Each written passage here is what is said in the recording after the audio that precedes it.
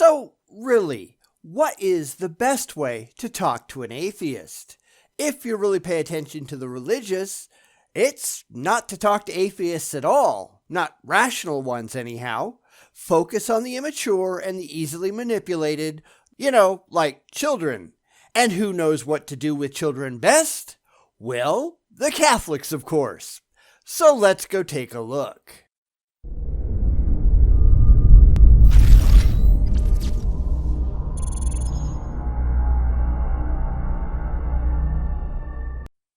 Today, we're going to look at a video by a really tiny Catholic sect which wants to tell us how to talk to atheists. And that, of course, is by not using your brain. Because the second your brain comes into play, they've lost. They really have. That's why none of these videos that we examine around here, none of them have to do with intellect or evidence, or a concern for actual facts. Why in the world would the religious want anything to do with those? They're actually detrimental to finding the gullible and emotionally frail that the religious prey upon. So here's a theist from down under who's going to tell us how it all works. And then I'm going to translate into intelligenceese. Because, damn, somebody has to.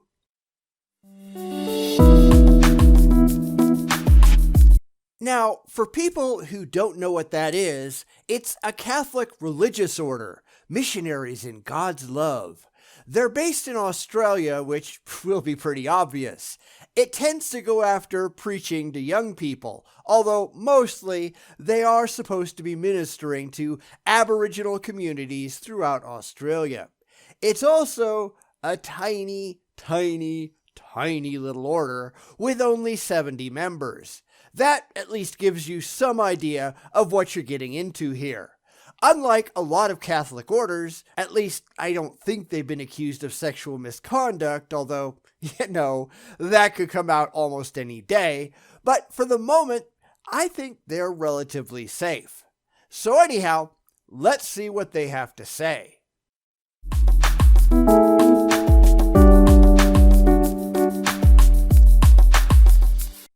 Sorry for butting in again, but I'm pretty sure that whatever this guy says, it won't be like this. And this is true of all of these how to convert an atheist videos. These people really have no clue, and a lot of that is because they assume near universally that we are just like they are. That's a common problem that we've talked about many times before.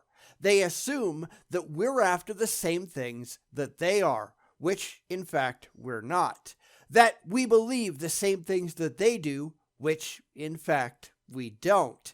And that we're operating on the same extreme emotional standards that they are, which is nowhere remotely close to the truth. It's hard to find a bigger gulf in the outlook on reality than between the religious and the non-religious. We are nothing at all like they are. And that's a really good thing, as we continually find out.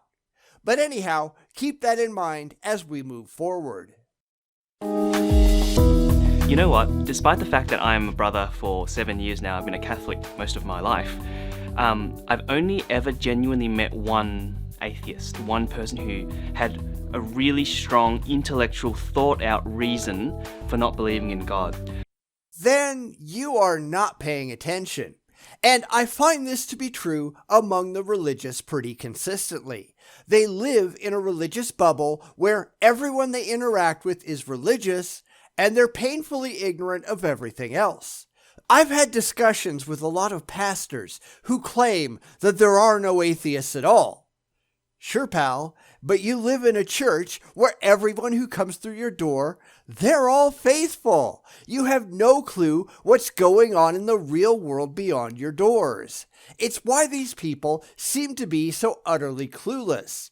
They believe that they've been called upon to be separate from the world, and then they pontificate on what the world is really like. Well, they've got no clue whatsoever. Maybe these people need to just open their eyes and get their nose out of the Bible once in a while. because there's a lot more out there than that. What I've found is, if you kind of ask people's experience of, oh, you seem to have a very negative view of the church or of God, can you tell me about your experience? It's not about experience, it's about truth. It's about fact. And you'll find that a lot too. The people who hate the church, who don't believe in God, well, it must have been something that happened to them, particularly as a child. Show me where the priest touched you on this doll. But that's rarely the case. I was a Christian for a very long time, and I never had a bad experience with the church. I never had a problem with the clergy.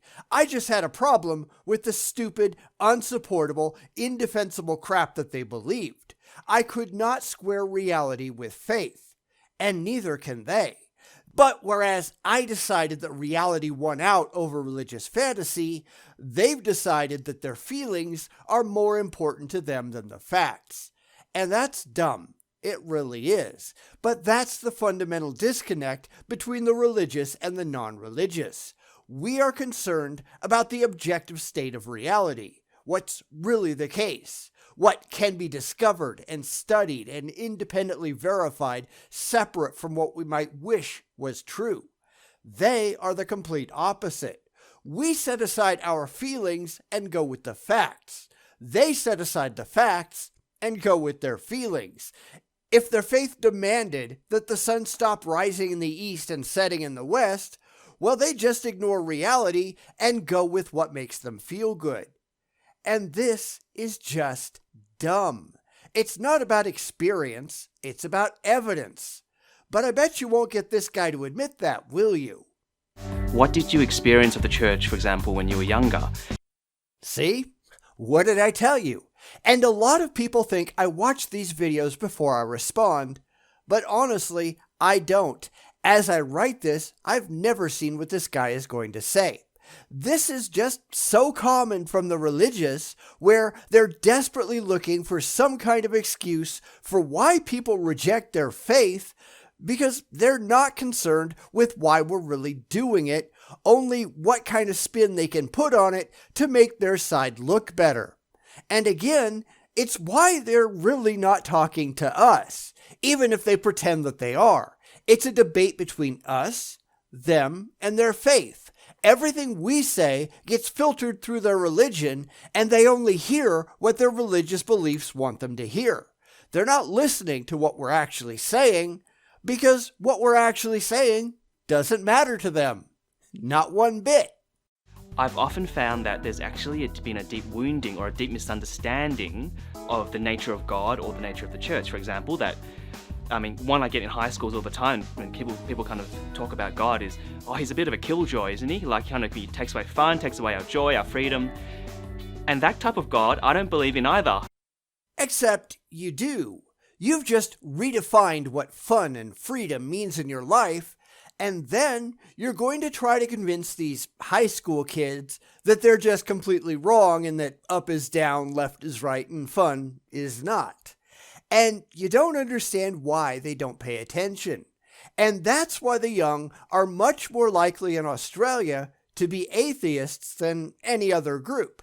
I had to go look since I'm really not familiar with the religious landscape in Australia, and currently, link in the description, 52% of Australians claim to be religious, but of those 18 to 34, 39% of them at present report being non-religious. As with most other places, atheism is the largest growing pseudo-religious demographic around, leaping more than 10% in less than 10 years, and Christianity has fallen from 88.2% 50 years ago to just over half today. And that was in 2016. By now, it could be under half for all we know. Over the last 4 decades, Christianity has declined by 22%, and non-religion has increased by 269%. They are doing something severely wrong, at least from their perspective. From ours, keep it up. And I kind of go, well, actually, if God's really like that, I don't believe in that God either, because we believe as Christians, God is not a killjoy. He gives us life. He restores us back to life. Except that's the God described in your silly religious book. That's the God that your church pushes. If you're not aware of that, then maybe you're the one with the problem. Just saying. But this is important to point out, and I mentioned it at the beginning of the video, that they spend a lot of time going after kids. But the apologists and the missionaries, they do spend a lot of time trying to convince the non-skeptics to go along with their beliefs, more so than they do going after the actual skeptics who know how the scam works and know how to counter all of these ridiculous claims. And that's why most of Christianity is focused in poorly educated, ignorant, third world countries, because they're more likely to respond to the emotional appeals of the religious than to have ready-made intellectual responses to their claims. Why go after people who are smarter than you are? So the religious don't. So really, when you actually listen to why someone feels they disbelieve in God, you actually find a reason in which you can connect and kind of go, that's a valid response based on your experience of maybe some people in the church or some Christians you know, but that's not the God I believe in either.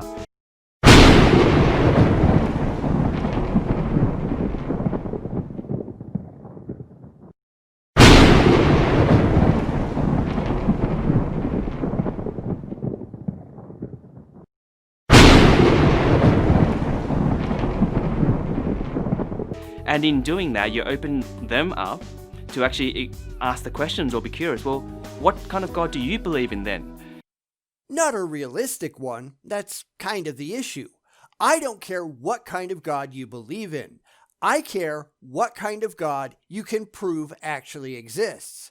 And there, you're completely out in the weeds. You've got nothing.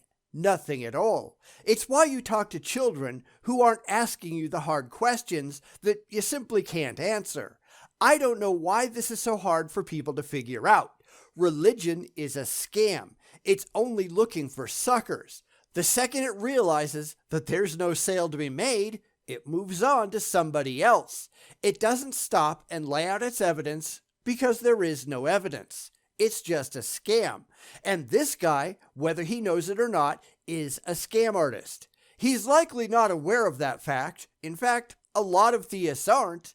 But they are perpetuating the scam without knowing that that's what they're doing.